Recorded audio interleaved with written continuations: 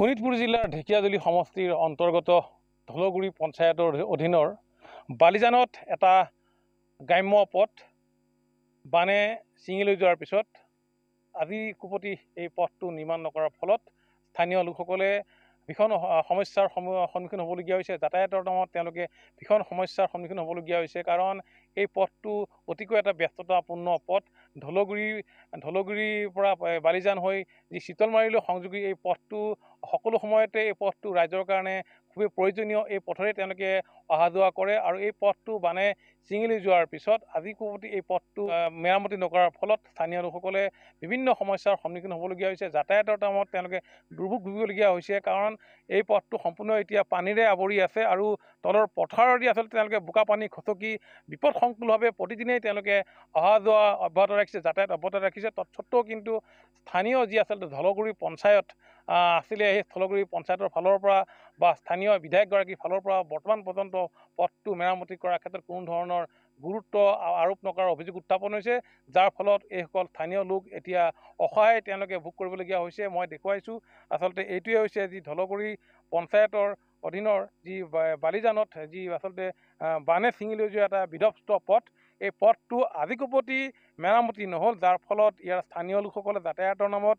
অতি কষ্ট কৰিবলগীয়া হৈছে। তেওঁলোকে তলেৰে এক বিপদসংকুল যাতায়াত পথেৰে বোকা পানী খচকি তেওঁলোকে আচলতে যাতায়াত অব্যাহত ৰাখিবলগীয়া হৈছে। তৎসত্ত্বেও কিন্তু স্থানীয় যি আচলতে ইয়াৰ কাষতে থকা যি ধলগুৰি পঞ্চায়ত আছে, সেই ধলগুৰি পঞ্চায়তে গ্ৰাম্য পথটো মেৰামতি কৰাৰ ক্ষেত্ৰত বৰ্তমান পৰ্যন্ত কোনো ধৰণৰ আচলতে পদক্ষেপ গ্ৰহণ নকৰাৰ অভিযোগ উত্থাপন হৈছে, যাৰ ফলত এইসকল লোকে এতিয়া যাতায়াতৰ নামত দুৰ্ভোগ ভুগিবলগীয়া হৈছে। মোৰ লগত স্থানীয় লোক আছে, মই তেওঁলোকৰ পৰা জানিব বিচাৰিম। দাদা, কি ক'ব? আচলতে এই পথটো বানে ছিঙি লৈ গৈছিলে নেকি? হয়, এই পথটো বানে ছিঙি লৈ গ'ল। আপোনাৰ নহয় বুলি কালি বাৰ কৰি কৰি আছে, কিমান হম বুলি হয় নহয়, এনেকুৱা হৈ আছে। আমাৰ বহুত অসুবিধা হৈ আছে। এইটো আপোনাৰ ধৰক চিতলমাৰী মানুহ, পশ্চিমবংগৰ মানুহ, ইফালে আমাৰ বালিজান ধলগুৰিৰ মানুহ, ভঙা মন্দিৰৰ মানুহ, ইফালে গ'লে শ্বৰ্ট হৈ গ'ল, আপোনাৰ 3 কিলোমিটাৰ গ'লে হ'ল। আৰু এতিয়া এই ৰাস্তাটো ভাঙি যোৱাৰ পিছত আপোনাৰ এইটো 3 কিলোমিটাৰ 14 কিলোমিটাৰ খোজকাঢ়িব মানে আবেদন কৰা হ'ল। 14 কিলোমিটাৰ ঘূৰি আহিব লাগে, ঘূৰি আহিব লাগে। 14 কিলোমিটাৰ মানে আপোনাৰ ঘূৰিব লাগে।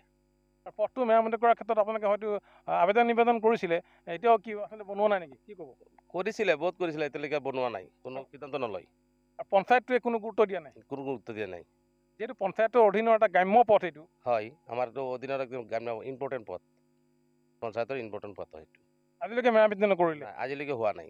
আপোনালোকে কেনেকৈ অহা যোৱা কৰি আছে এতিয়া? এই তেনেকুৱাই বোকা পানীৰ গৈ আৰু পথাৰ দি যাব লাগে, কষ্ট যেনেকৈ যাম আৰু যিটো বিপদসংকুল অৱস্থা, জৰুৰীকালীন অৱস্থাত আপোনাৰ ইয়াততো এখন এম্বুলেঞ্চ বা ফায়াৰ ব্ৰিগেড আহিব নোৱাৰে? কেতিয়াও নোৱাৰিব। কেনেকুৱা আহিব? এজন মানুহে খোজকাঢ়ি যোৱা মানে অসুবিধা হৈ আছে, আপোনাৰ কেনেকৈ এম্বুলেঞ্চ বা বিমান কেনেকুৱা আহিব? কোনো ক্ষেত্ৰতে সুবিধাই নাই। অসুবিধাৰ বাহিৰত সুবিধাই নাই। হয়, আচলতে অতি দুখ আৰু পৰিতাপৰ কথা, কাৰণ ইয়াত জৰুৰীকালীন সময়ত এখন এম্বুলেঞ্চ, এখন ফায়াৰ ব্ৰিগেড ইয়াত আহিবলৈ নোৱাৰে, কাৰণ পথটো সম্পূৰ্ণৰূপে বিধ্বস্ত হৈ পৰিছে, ছিঙি গৈছে।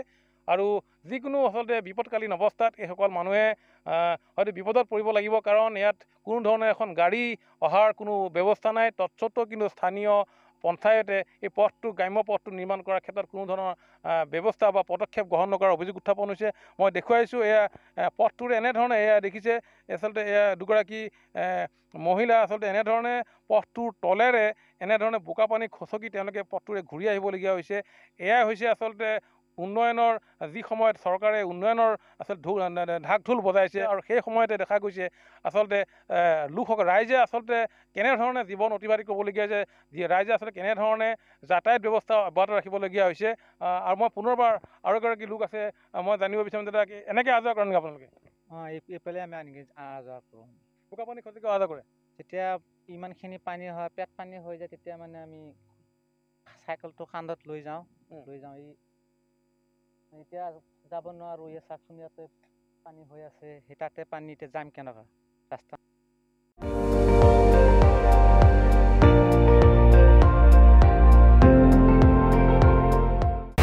আপুনি চাই আছে ND24, সৰ্বশ্ৰেষ্ঠ নহয়, সৰ্বোত্তমৰ দৌৰ।